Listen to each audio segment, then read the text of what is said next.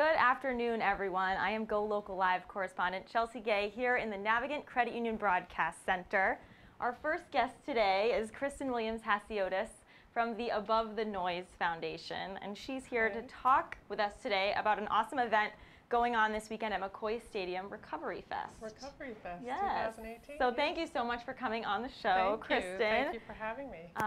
Tell us a little bit about the organization and your background before we get into the festival. I know it's really exciting, but let's hear a little about you. So my background, I am sort of a reluctant founder of an organization called Above the Noise. I say reluctant not because it's not a privilege and a joy. It's because I'm a business person who found recovery 35 years ago. Okay. And today we have 180 people a day dying of overdose, and we have 72,000 people in our country a year dying of overdose, and that doesn't include people dying of health-related issues or suicide. So I felt it was time that anybody who has ever been on the other side of recovery really kind of step up and do something. And I saw you guys talk a lot about the stigma of addiction as well, and and how recovery differs from sobriety. You know, there's all these different terms that are used. How is Above the Noise involved in the stigma of addiction? You know, you're very bright to pick that up. I mentioned my experience 30-something years ago. Nobody talked about having an issue with substances. Yeah. It was taboo. There was a stigma to it. You didn't talk about your father, your brother, your son. I went into business and really stopped talking about the fact that I had an issue with drugs and alcohol. The stigma is what keeps people silent. It's what keeps people from asking for help. So we really do, me telling my story, I hope that inspires other people to say it's okay to tell their story and to ask for help. And elaborate on that a little more, the importance of getting rid of the stigma for addiction. I mean, I know now with a lot of celebrities coming forward, you know, it's become more acceptable, but how does getting rid of the stigma help? Well, stigma is what keeps people quiet. And, you know, if 1 in 3 households are affected by addiction, if everybody at this point knows somebody, has somebody they love who is battling, if we don't talk about it, we put a barrier between us and people getting help. I think that musicians coming out telling their story is such a wonderful thing. Musicians and music and drugs over the course of time have always been interconnected, and now I feel like musicians are really being role models and leading us out of that whole stigma of music and drugs. That's why for our concerts it's a sober event, because we feel like music and festivals are so interconnected with alcohol and drugs, and we want people to feel safe coming. Some people are struggling and they're newly clean and sober, and we want it to be a safe place for everybody. Yeah. And speaking of role models, it really seems like this event is blowing up. Macklemore is the headliner, for anybody that doesn't know. How did this ramp up? How did Above the Noise get to this point? And what have you guys been doing since the inception of the organization to get here with Macklemore Saturday? You know, James Montgomery, who's a Rhode Island Hall of Fame blues musician, and I sat in Newport, Rhode Island, and said, let's put together a festival with you and a bunch of your musicians that you played with who have either had issues with substances or who have lost loved ones or band members who are, and let's put something together. So James, we sat there from that moment to now. We reached out through our connections all over the country to find artists who are willing to participate, and Macklemore has been open about his journey, and as have Fits and the Tantrums. Yep, another. Paris, who's a great local Boston band, has jumped on board because they're passionate about helping other people. So we have 2 events really. We have a festival during the day, and then we have a concert in the evening. So we'll have a wide range of artists from all genres there. Great, that's awesome. And so walk us through a little bit about, I know you guys were talking with me earlier about the 2 p.m. piece before the event. Right. don't want to call it a tailgate, but a pre-event experience. What's happening there? So the festival begins at 2 p.m. There'll be a stage. James Montgomery again will have an all-star lineup of the original band members from Santana, the Doobie Brothers, the band Boston, Dwayne Dobsey, who's a great New Orleans Zydeco performer, Grace Kelly, who's a great jazz saxophone player, lots of other band members. There will be an ensemble of great musicians in the festival area outside the stadium. There will also be meeting tents, so there'll be AA meetings and NA meetings and yoga and health and wellness and information from national recovery organizations. The fire department will talk about Narcan training, which is helps save somebody's life who may be overdosing. So you'll come to the festival, you'll hear great music, but hopefully you'll learn something and you'll be able to really be part of a community. There'll also be things for children to do because a lot of people bring their families, which is wonderful because it'll be a safe place. That's the festival area. At 4 o'clock, the gates will open to the stadium, and inside the stadium, there'll be 170 to 80 nonprofits, local grassroots organizations that work every day to try to save lives. These are mothers or fathers or sisters or brothers or just people who have started groups that are just doing everything they can to help make a difference with this epidemic. And that will be the outer ring of the festival. And then, of course, we have the musical acts. There's one exciting part. We had an indie band contest. So we had bands from all over the country who had some connection to recovery, whether it's themselves or a loved one. And they competed in the indie band contest. Awesome. So one of our first performers will be the winner of that indie band contest. Great, wow. And so you're settled in Florida. I know, we just Naples, chatted about Florida. this, I'm jealous.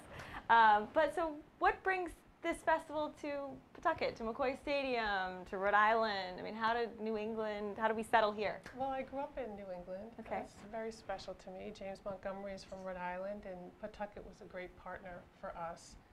There's so many communities that are hard hit by our opioid crisis, but Pawtucket was one that really opened their arms to hosting us at the stadium, which we're very grateful for. Wow, that is incredible. And we talk about how festivals are generally associated with drinking and with drugs, and so when you strip all that away, what is the experience that you hope that people have? I guess a two-part question.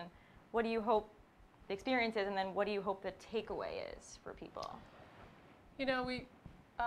We hope this is the beginning. The festival, we hope that we know that it is going to provide a great show. We know that people will learn something. I say that people that are there are either in recovery, love someone in recovery, sadly have lost somebody in recovery. And for those who just came to hear Macklemore or Fitz, by the end of the evening, they will love people in recovery because it will be a night where people come together with love, and it will be powerful. The takeaway, I think that we do have an idea that we'd like people to do 4 things. We'd like people to tell their story. I told my story not because I walk around telling my story, it's just that I feel like if someone hears my story, maybe that will help them take the next step.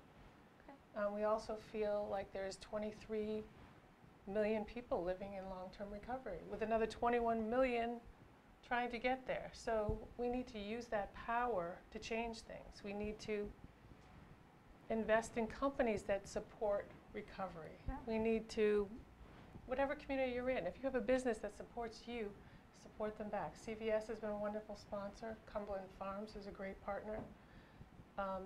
We really do feel that there's power in this, and that will help us make a change. The next thing we hope people do is really have somebody who is suffering make that connection, because connection is what's going to save lives.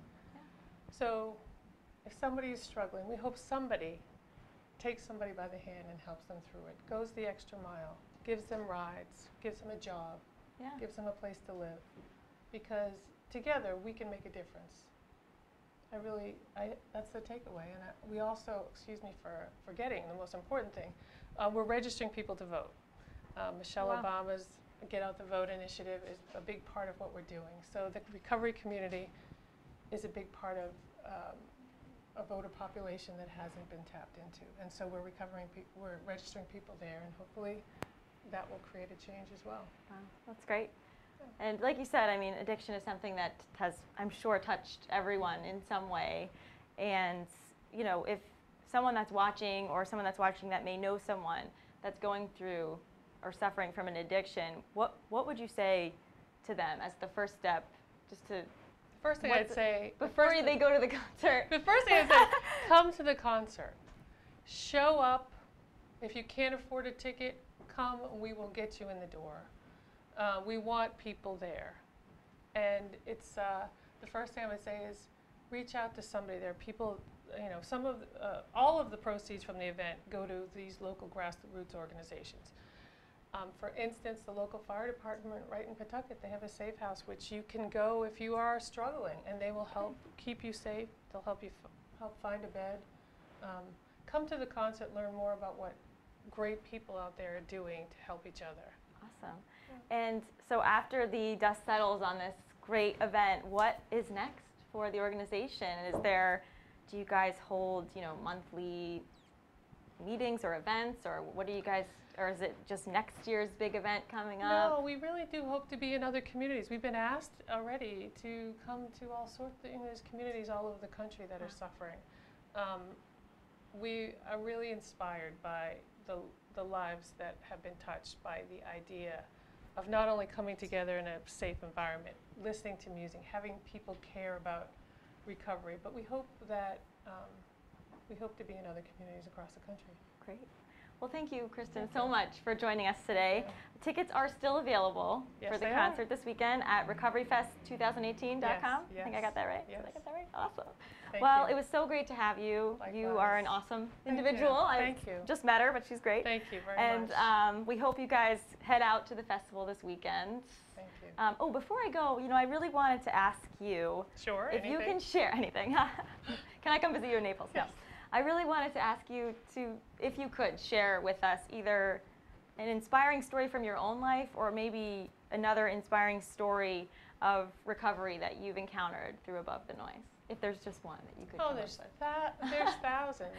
Every day we posted something on our website that said if you would like to come to this concert and you can't afford a ticket, just reach out to us. We have hundreds a day of people who have struggled for years, that are clean and sober now, that have a get-well job, that they are trying to make ends meet, that may have just gotten custody of their children back, but music was what made them feel alive and gave them hope. And that's a story that we hear 1,000 times a day. So we know that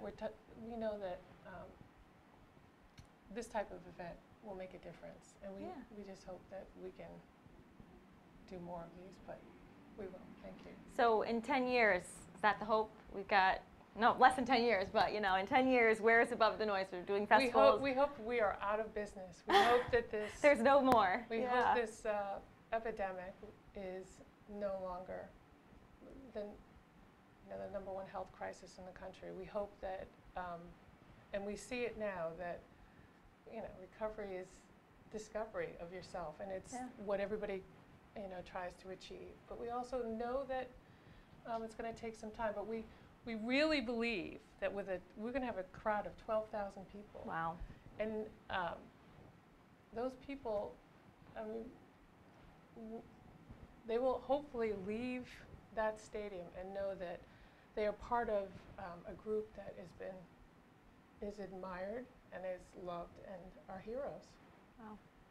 That's an awesome sentiment. I appreciate it. Thank and you. I know people are going to ask, how do you get involved on the volunteer side of this? Is there a way that people can work with Above the Noise as a volunteer? Sure. How do we do that? Go to our website, and we'd love to have you. Okay. We would love to have you. Awesome. Thank you. Well, Kristen, thanks again so much Thank for you. coming on the show. Thank you very much. And hope the event is a great success, as Thank I'm you. sure it will be. And we'll look forward to those updates, as I'm sure we'll get, and videos and all sorts of awesome stuff. Thank you. So thank you guys for tuning in. We will be right back with our next guest. Thank you.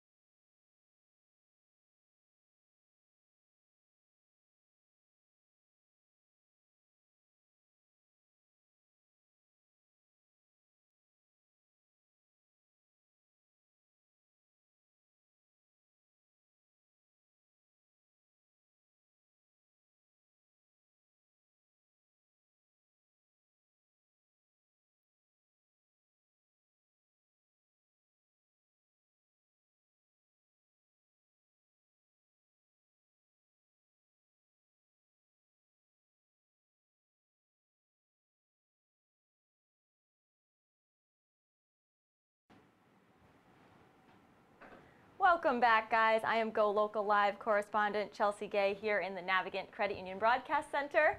As I mentioned earlier, I have an array of guests today across the spectrum. My second guest is Morgan Snyder from Buttonwoods Brewery in Cranston. Morgan, really great to have you on the show. Very nice to meet you. So you guys have been around now. You're going to come up on 2 years, I guess? We're actually only just coming up on our 1 year anniversary. 1 year anniversary. Yeah, so that's actually a very common mistake. We designed our logo in 2016, so everyone thinks we opened in 2016. So it's just the design that was 2016. Funnily enough, I don't like odd numbers, so instead of fixing it, we just left it alone. I get it. Superstitious. There we go. So tell us a little bit about your background. Yeah, so I have actually I've been working in the beer industry since I graduated college, so we've been closing in on about 7 years. I graduated college and kind of fell in love with the whole home brewing process and figured the next step was to become professional. I started working in distribution, and then eventually I started working at the Bronx Brewery in, go figure, Bronx, New York. Bronx. Yeah, there you go. So I was there for about 2 years, and the whole time I was planning on opening my own brewery, and we decided that Rhode Island was the best place to do it, and so that's the short story. Why Rhode Island? I mean, I know it's getting a little competitive here. It is getting a little competitive. So, fun fact, I'm not actually from Rhode Island. Okay. My parents moved here about 5 years ago. I was born and raised in the Virginia area, and then slowly just keep moving further north. Okay. And for some still unexplainable reason, my parents decided to buy a retirement home in Buttonwoods, Warwick. Okay. So about 4 years ago, when we started planning this whole process, we decided to name the brewery Buttonwoods and try to open in Warwick. Couldn't find a spot, so we ended up in Cranston. Yeah. So they bought the retirement home. They're really planning for their retirement, I guess. Oh yeah. Like, we'll buy the home. We'll get the house. We'll get the brewery. It's going to fund all of our retirement activities. So I have to ask, the first home brew you ever did, how'd it turn out? Alcoholic. Okay, there we go. It was a honey Pilsner style ale, and it ended up being 10%. And so it was like, had a couple bottles. Like, yeah, I can do this. Absolutely, yeah. Once you get a couple bottles in you think you could. Oh, you think you can take on the world. Right. So, in layman's terms, without getting too technical, tell us a little bit about your brewing process.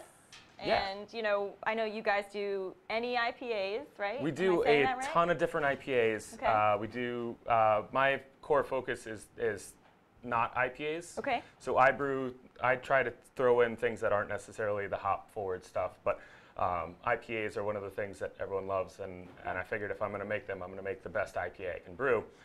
So we have probably close to 20 different IPAs. Wow.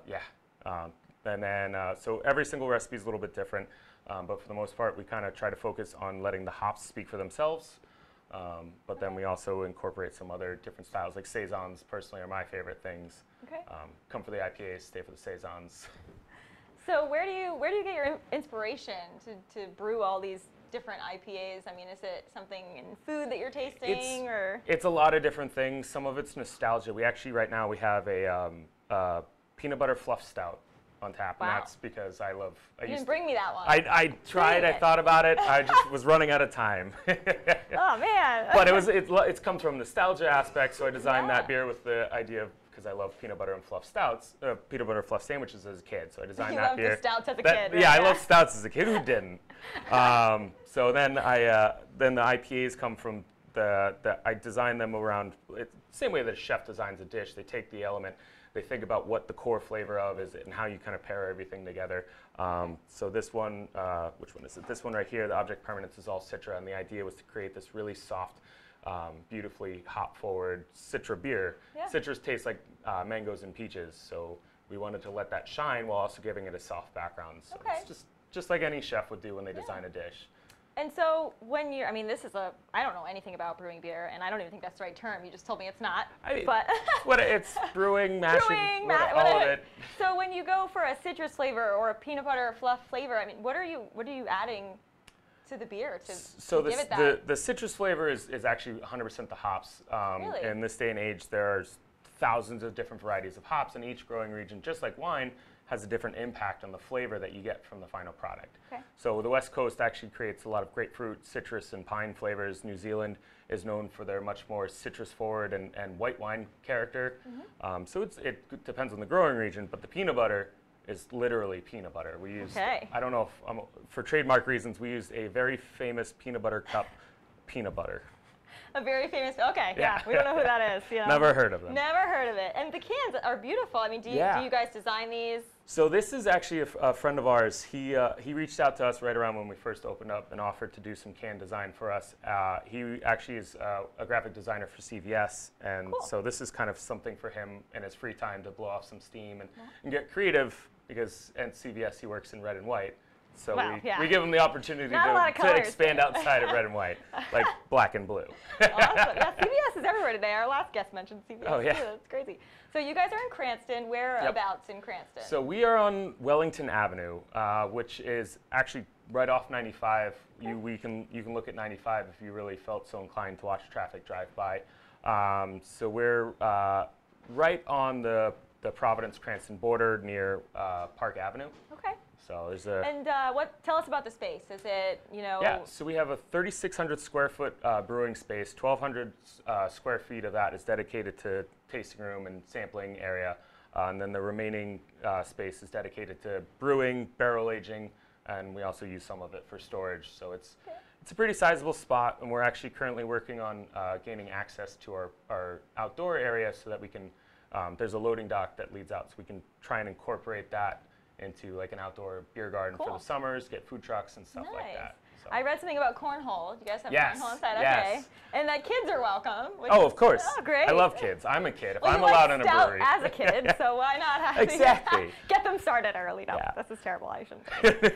Oh God. We're not encouraging young No, alcoholism. we are not. We are not. So, can you take tours of? So it's not necessarily a tour, but I'm pretty much almost always there. Okay. I've taken like 3 vacations since we've opened, and That's sad. yeah, I mean, I love what I do. Good. So No, it's good. I mean. like I tell everyone, I retired at 29, so I haven't worked a day in almost a year. Yeah. So you know, I love being there. I love talking to people and telling them what we're all about. So you can ask me all the questions when you go there.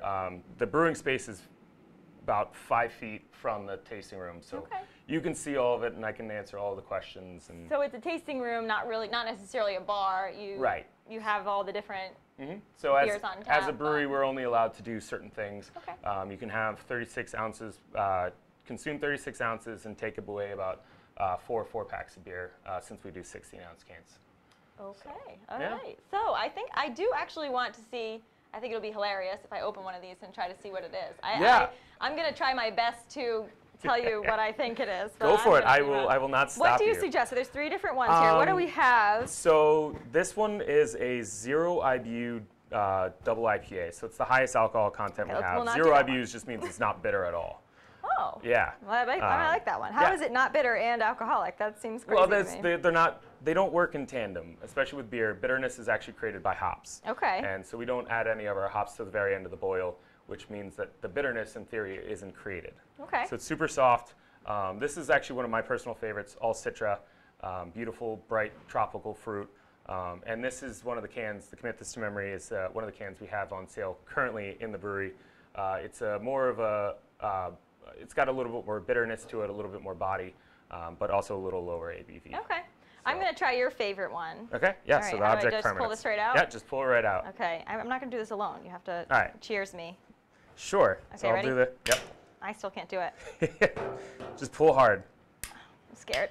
There you we go. I'm going to like explode a beer all over the. Well, they're cold, so it should be hard. Oh, it's a nice noise. Yeah. Good noise. Good noise. That's how you. First start. Good sign of a good beer. I shook mine a little. Hold on, I'm going to let it settle. Should So where can you buy this beer? Can you For just the come moment, in, or? so if you want to buy cans, you can only buy the cans in the tasting room.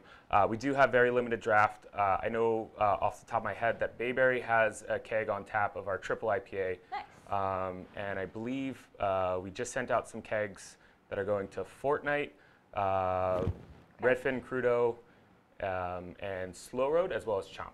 So we do very limited distribution. You're starting to distribute around Rhode Island, and then you also sell growlers. Yes, so we sell growlers at the brewery. We sell cans, and we also do samplings of pretty much everything on the board, as well as full pours. So. All right, and so you're going to continue hopefully with that expansion. I saw you had a Bayberry shirt on underneath. I did. That's funny.